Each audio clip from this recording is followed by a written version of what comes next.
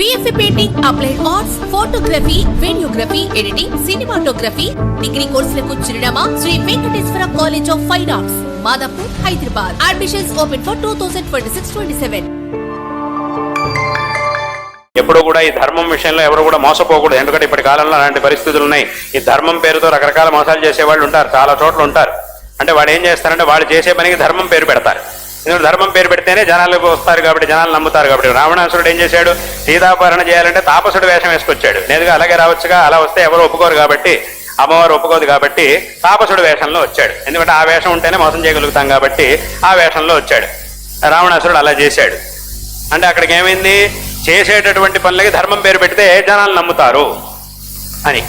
కాబట్టి అలా కూడా లోకంలో అందువల్లే అటువంటి వాళ్ళ వల్ల ఈ ధర్మానికి చెడ్డ పేరు వస్తుంటుంది. చాలా మందికి చాలా చోట్ల జరుగుతూనే ఉంటుంది. వాళ్ళ వల్ల ఎవరైతే అసలైనటువంటి వాళ్ళు ఉంటారో వాళ్ళకి చెడ్డ పేరు వస్తుంది. నిజంగా ప్రామాణికంగా ధర్మాన్ని బోధించేటటువంటి వాళ్ళు వాళ్ళందరూ కూడా ఎవరైతే ఉంటారో వాళ్ళకు కూడా చెడ్డ పేరు వస్తుంటుంది వీళ్ళ వల్ల. కాబట్టి అంటే అప్పుడు ఆ కాలంలో రావణాసురుడు చేసినటువంటి ఆ వేసుకున్న ఆ తాపస వేషం వల్ల అసలైనటువంటి తాపసులు కూడా చెడ్డ పేరు వచ్చింది. కాబట్టి అదే విధంగా ఇక్కడ కూడా. కాబట్టి అందరూ కూడా చక్కగా తెలుసుకోవాలి. ఆస్తిక్యం పేరు ఇక్కడ లోకంలో ఒక విషయం, ఆస్తిక్యం పేరుతోనూ మోసాలు జరుగుతాయి, నాస్తిక్యం పేరుతోనూ మోసాలు జరుగుతున్నాయి. రెండింటినీ అందరూ చక్కగా. ఏమిటి తేడా? లోకంలో అసలైన ఆస్తికులు ఉన్నారు, అసలైనటువంటి నాస్తికులు ఉన్నారు. అసలైనటువంటి వాళ్ళు అంటే ఆస్తికులు అని పేరు పెట్టుకున్న వాళ్ళు ఉన్నారు, నాస్తికులు అని పేరు పెట్టుకున్న వాళ్ళు కూడా ఉన్నారు. అంటే ఏమిటి? అసలైనటువంటి ఆస్తికులు, ఆస్తికులు అని పేరు పెట్టుకున్న వాళ్ళు. అసలైనటువంటి నాస్తికులు, నాస్తికులు అని పేరు పెట్టుకున్న వాళ్ళు. ఇలా 4 రకాలుగా ఉన్నారు. అసలైనటువంటి ఆస్తికులు ఎలా ఉంటారు అనంటే, ఏది మనకి ప్రమాణమో, దేన్ని మన పెద్దవాళ్ళు చెప్పారో దాన్ని మాత్రమే అనుసరిస్తూ వెళ్తారు, చక్కగా ధర్మాచరణ చేస్తారు. ఈ ఆస్తికులోని పేరు పెట్టుకున్న వాళ్ళు ఏం చేస్తారు? వాళ్ళు ఇష్టం వచ్చినట్టు ఏమిటేమిటో చేస్తుంటారు, జనాల్ని తప్పుడు మార్గంలోకి తీసుకెళ్తూ ఉంటారు. తప్పుడు దారిలో ఈ ధర్మం పేరుతో ఏమిటేమిటో చేస్తూ ఉంటారు. కాబట్టి అటువంటి వాళ్ళ దగ్గర నుంచి జాగ్రత్తగా ఉండాలి. ఈ నాస్తికులు, అసలైనటువంటి నాస్తికులు కొంతమంది ఉన్నారు. వాళ్ళు ఏంటంటే ఈ ధర్మం, వీటి దేవుడు, దేన్ని ఒప్పుకోరు వాళ్ళు. కానీ వాస్తవంగా అటువంటి అసలైనటువంటి నాస్తికులు కూడా మన ధర్మంలో ఒక స్థానం ఉంది. వాళ్ళనే చార్వాకులు అని అన్నారు. ఎందుకో వాళ్ళకు కూడా ఒక స్థానం ఇచ్చాం మనం. వాళ్ళని సంపూర్ణంగా అవతలిపో అనలేదు మనం. ఎందుకంటే అసలు మన ధర్మంలో ఉండే దర్శనాల గురించి చెప్పాల్సి వచ్చినప్పుడే మనం చెప్పేది ఎలాగా? దర్శనములు 2 రకాలు, ఆస్తిక దర్శనాలు, నాస్తిక దర్శనాలు అని అంటాం.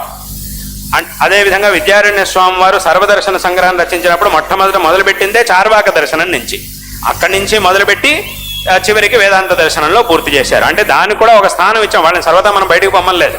ఒక నాస్తికుడు అయినటువంటి వాడికి కూడా నువ్వేం చెప్పాలనుకుంటున్నావు చెప్పు, దానికి కూడా ఒక స్థానం ఉన్నది. అంటే ఇప్పుడు అసలైనటువంటి నాస్తికుడు ఎలా ఉంటాడు అని అంటే, అతడు ఈ ఆచరణలని వేటిని ఒప్పుకోడు. తాను ఒక సిద్ధాంతాన్ని నమ్ముతాడు, ఆ సిద్ధాంతం ప్రకారం వెళ్తూ ఉంటాడు. ఆ సిద్ధాంతానికి విరుద్ధంగా ఎక్కడ ఏం గడిపినా కూడా గొంతెత్తుతాడు, వెంటనే ప్రశ్నిస్తాడు. ఇది తప్పు అని వెంటనే ప్రశ్నిస్తాడు, ఆక్షేపిస్తాడు. అటువంటి వ్యక్తిని పర్వాలేదు, ఆ మార్గంలోనే వెళ్ళు, మంచిది, దాన్నే మనం అటువంటి నుంచి బలవంతంగా ఇక్కడికి లాగాల్సిన అవసరం లేదు. నీ మార్గం, నువ్వు అనుకున్న సిద్ధాంతంలోనే నువ్వు వెళ్ళు, నువ్వు అనుకున్న మార్గంలోనే వెళ్ళు, పర్వాలేదు. మేము బలవంత పెట్ట, నువ్వు కూడా ఇది చేయాల్సిందే అని బలవంత పెట్టాల్సిన అవసరం లేదు. నీకు ఆ మార్గం రుచించింది కాబట్టి ఆ మార్గం ఎంతవరకు సరైనది అనేది వేరే విషయం. కానీ నీకు ఆ మార్గం నచ్చిందా, అదే మార్గంలో నువ్వు వెళ్ళు, పర్వాలేదు. నీ మార్గాన్ని సంపూర్ణంగా నువ్వు నమ్మి నువ్వు ఆ మార్గంలో వెళ్ళు. మా మార్గం ఇది కాబట్టి మేము ఈ మార్గంలో వెళ్తాం, హాయిగా నీ మార్గంలో నువ్వు వెళ్ళు, మా మార్గంలో మేము వెళ్తాం. మేము నిన్ను బలవంత పెట్టే అవసరం మాకు లేదు, అటువంటి అవసరం మాకు లేనే లేదు. కానీ అసలైనటువంటి ఆస్తికుడు ఎలా ఉండాలి? అసలైనటువంటి నాస్తికుడు ఎలా ఉండాలంటే, ఎక్కడ తాను నమ్మినటువంటి సిద్ధాంతానికి విరుద్ధంగా ఎక్కడ ఏ విషయం కనబడినా కూడా వెంటనే దాన్ని ఆక్షేపించాలి, దాని మీద ప్రశ్న ఎత్తాలి, గొంతెత్తాలి. అది అసలైనటువంటి నాస్తికుడికి ఉండాల్సిన లక్షణం. అది అసలైనటువంటి నాస్తికుడు. అటువంటి నాస్తికుడికి ఇక్కడ ఒక స్థానం ఉన్నది. ఈ నాస్తికులు అని పేరు పెట్టుకున్న వాళ్ళు ఏం చేస్తారు అని అంటే, హిందూ ధర్మం మీద మాత్రమే పడతారు. ఎప్పుడు కూడా హిందూ ధర్మాన్ని మాత్రమే ఆక్షేపిస్తారు. మిగతా వేరే చోట్ల జరిగే అన్యాయాలు ఏమీ వాళ్ళకు కనబడవు.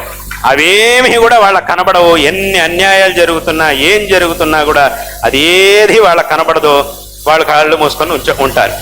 ఇక్కడ ఏదో ఒక విషయం రాగానే వాళ్లే పరిగెత్తుకొస్తారు. మనం పిలవక్కర్లేదు. ఏదో పండగ వచ్చింది, ఏదో ఆచరణ వచ్చింది, ఏదో పర్వం వచ్చింది అనగానే వాళ్ళు ఎక్కడ ఉంటారో తెలియదు, వెంటనే పరిగెత్తుకొచ్చేది. వాళ్ళంతటి వాళ్ళే వచ్చేస్తారు, చర్చలు చేస్తారు. వాళ్ళే బ్రహ్మాండంగా చర్చలు చేస్తుంటారు. ఇది సరిగ్గా లేదు, అది సరిగ్గా లేదు, ఇది లేదు, ఇది లేదు అని ఇష్టం వచ్చినట్టు మాట్లాడేస్తూ ఉంటారు. అంతా అయిపోయిందా మళ్ళీ కనపడరు, ఎక్కడికి వెళ్ళిపోతారు, మళ్ళీ వచ్చే సంవత్సరం అది వచ్చాక మళ్ళీ కనపడతారు, మళ్ళీ వాళ్ళందరూ వాళ్ళే ప్రత్యక్షం అయిపోతారు, వచ్చేస్తారు.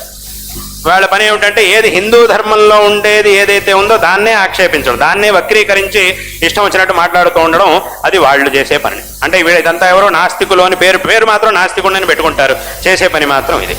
అసలైనటువంటి నాస్తికుడు ఎక్కడ ఏ తప్పు కనబడినా కూడా వెంటనే అడగాలి, అది వాళ్ళకు ఉన్నటువంటి లక్షణం. కాబట్టి ఈ తేడాన్ని అందరూ కూడా తెలుసుకోవాలి. ఎవడు అసలైన నాస్తికుడు, ఎవడు నాస్తికుడు అని పేరు పెట్టుకున్నవాడు, ఎవడు అసలైనటువంటి ఆస్తికుడు అని పేరు పెట్టుకున్నవాడు అనే దాన్ని జనాలు చక్కగా చూడాలి, గమనించాలి. దానికి విశేషమైనటువంటి అవధానంతో ఉండాలి జనాలు.